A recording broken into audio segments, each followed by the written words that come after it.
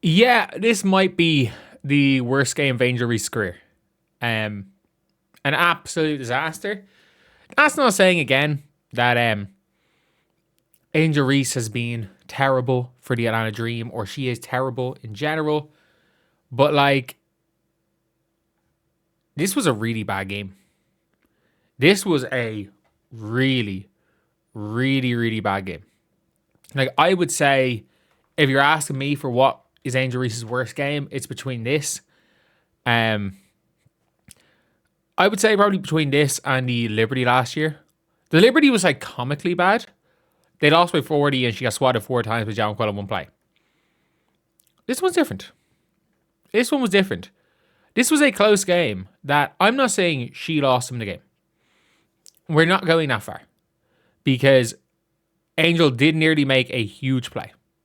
Like, she made a absolutely massive play down the stretch to get an offensive board and then kick it out to Hina Pau for three. So it's not like it's all bad. It's not like every single thing she did was bad. But in a 1 point loss, when you are minus 11 on the floor or minus 13 on the floor, when you shoot 1 of 8 from the field, when you have 9 points, you can't even get your patented 10 rebounds. And when your backup had 14 points in 16 minutes and was plus 18, there is a bit of a problem. There is a bit of a problem. When your backup absolutely outplayed you. It's got to the stage now where you even have like Omizi, who runs a WNBA channel. Is this channel that he's linking? Or is this his main channel? No, it's his main channel.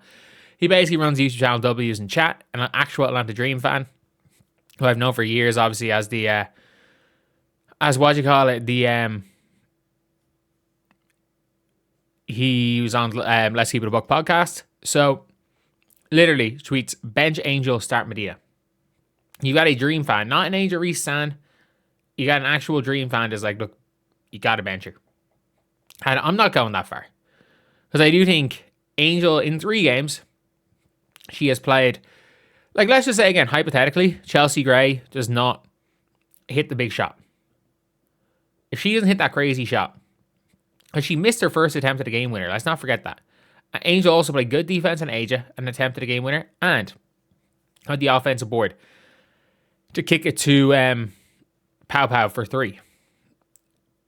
That being said, she was terrible.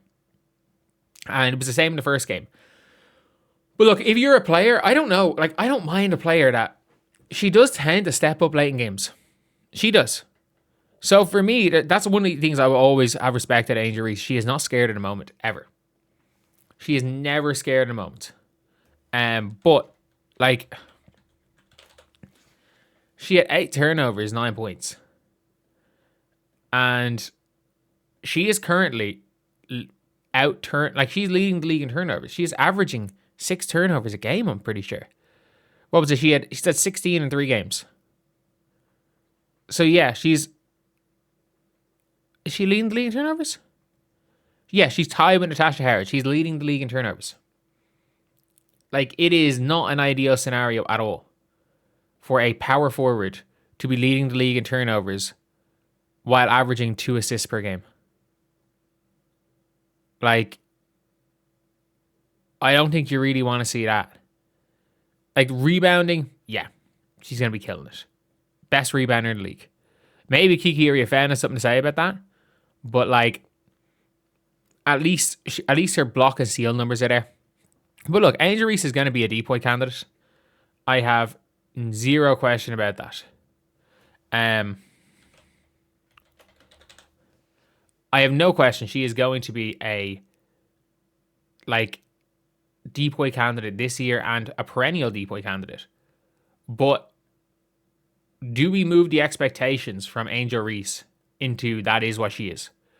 Because her on-ball creation reps have been non-existent. The only shot she made in this game was she pump faked, and for some reason, Aja Wilson just ran right past, like, jumped at her like she was going to hit the 3-point shot. And then, and what you call it,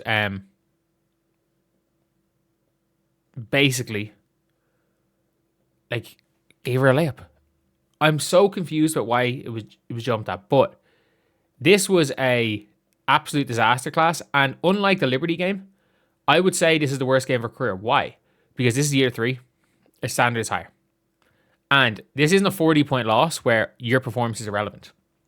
Angel Reese steps up, they win this game. Or actually, to be honest, Angel Reese stepping up, they win this game is actually not the point, like, is not what really matters. Because at the end of the day, if Angel Reese steps up, Medina Okot doesn't play as many minutes, and they probably don't get back in this game. Like, Medina Okot was unbelievable. Absolutely unbelievable. That being said, like, you are meant to be the star. They traded 2 first-round picks for you. They traded 2. They traded 2 first-round picks for you. And it was seen as a horrible trade for the Chicago Sky. And I'm going to be real here. The Indiana Fever, or not the Indiana Fever, geez, the Chicago Sky look like they have made a better trade. And the Indiana Fever fucked up bad by not taking Medina Okot. Like, it may, up until the Fever's pick, every single team, it made sense. There was logic for them to take who they took instead of Medina Okot.